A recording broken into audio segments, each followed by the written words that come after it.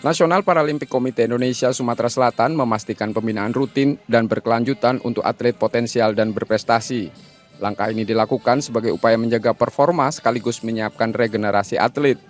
Pasca Peparnas Solo 2024, NPCI Sumatera Selatan telah merekrut atlet potensial dan berprestasi tersebut.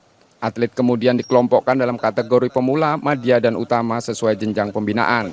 Sudah pasti ya, kita melakukan pembinaan itu secara rutin terus-menerus. Dari ajang Peparnas kemarin di Solo, itu semua atlet yang, karena kita ada pembinaan secara berkelanjutan. Ada atlet utama, madya, dan juga pemula. Jadi progres pembinaan itu dilakukan secara terus-menerus.